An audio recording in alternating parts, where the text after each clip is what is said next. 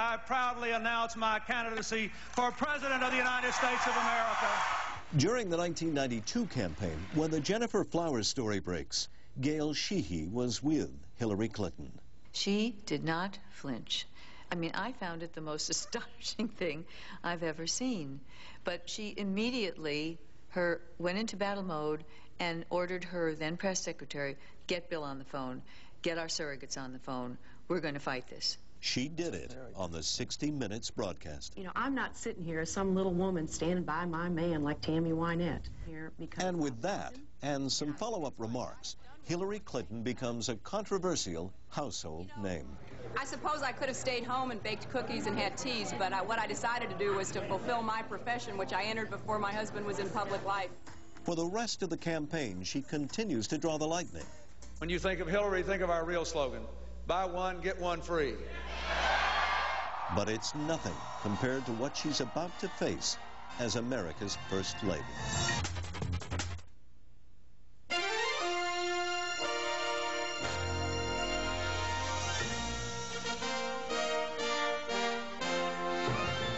I, William Jefferson Clinton, do solemnly swear that I will faithfully... Inauguration Day, 1993. Hillary Rodham Clinton's long-ago vision, the office of President of the United States, at long last becomes reality. So help me God. Congratulations. The new first couple is jubilant, but wary of the road ahead. When asked the first thing they'll do in the White House? Pull the covers over. I feel so. I think what was going through Hillary's mind when they reached the White House was, what can I do in the White House to sort of create an Eleanor Roosevelt legacy? I don't think it was anything other than that. I think every woman who's been in this position has redefined it to fit her. And I have been so impressed by what I've learned about the women who have been here before and what they've done and the contributions they've made. Clearly, her first concern is Chelsea. I want her to have as normal a life as she can, to be the person that God meant her to be. And I think that the only way that I can do that is to give her a chance to grow up as she would nearly as possible if her father were not the president.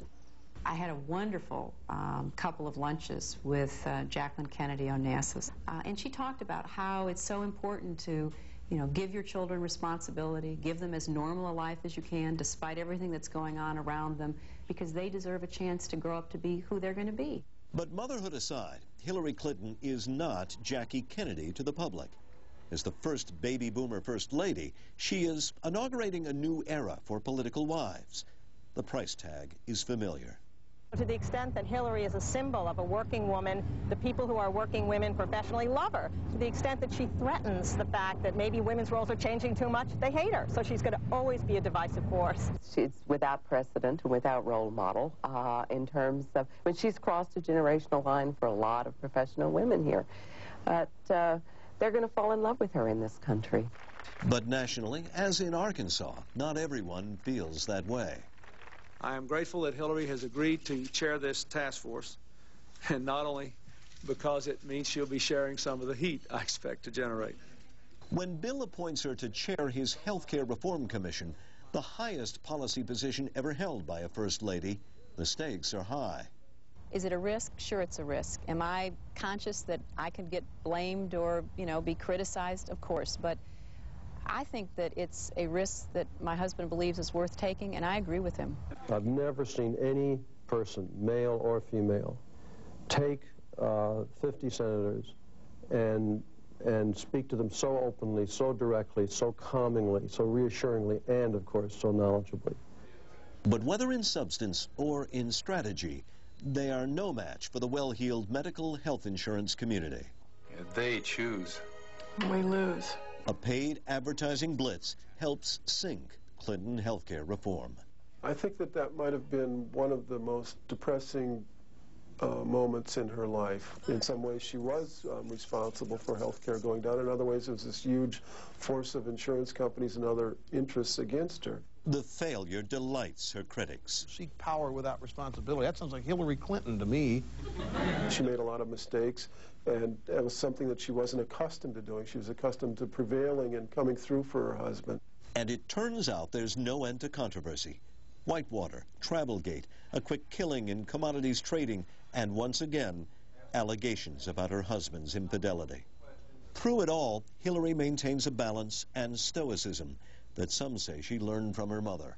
It was so important for Mrs. RODHAM to teach her children how to maintain equilibrium. They were never supposed to express too much emotion.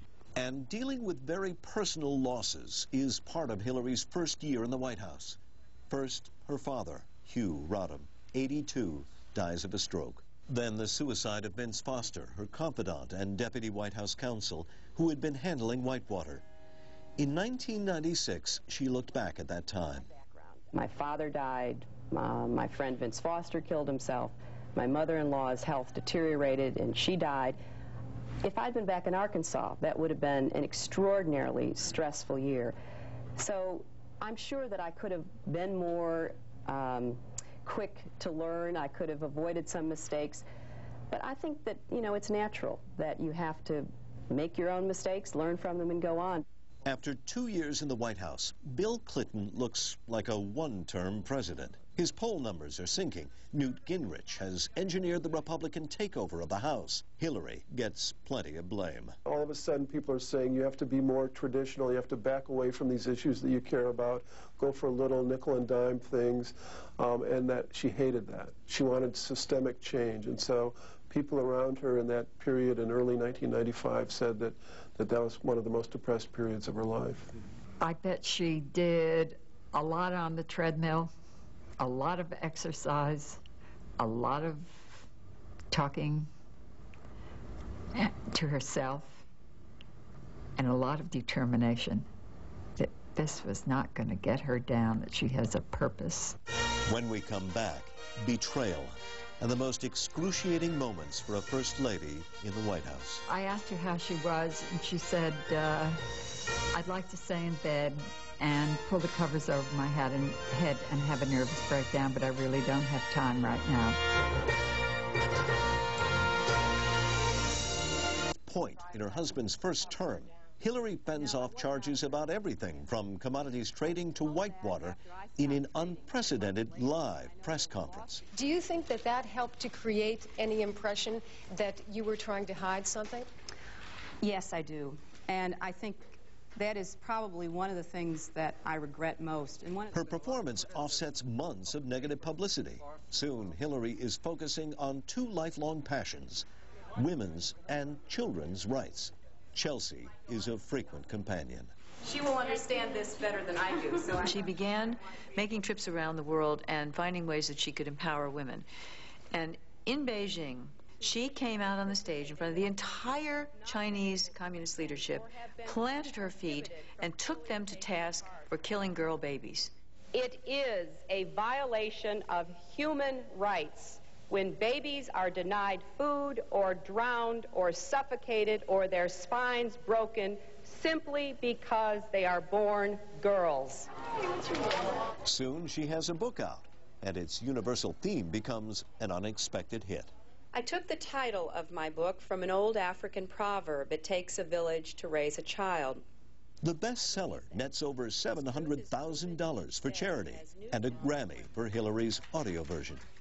I'm amazed. I didn't even know that Grammys were given to tone-deaf singers like me.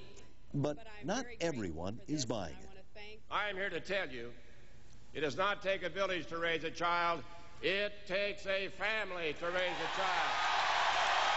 It takes a family. It takes teachers. It takes clergy. It takes a village.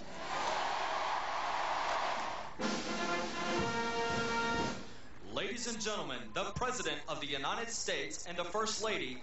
November 1996. At the White House, Bill and Hillary bask in the glow of the re-election that many had thought impossible.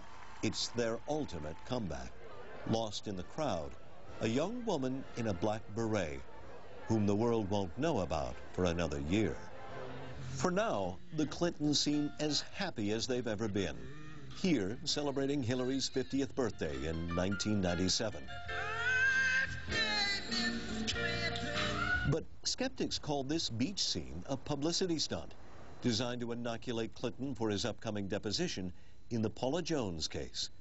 The Clintons deny it. When the Lewinsky story first broke, there was incredible confusion and dismay inside the White House. Nobody knew how to defend this. I did not have sexual... Everyone's wondering, what will Hillary say? Her Today Show appearance will become the talk of the nation. He has described to the American people what this relationship was not, in his words. Has he described to you what it was?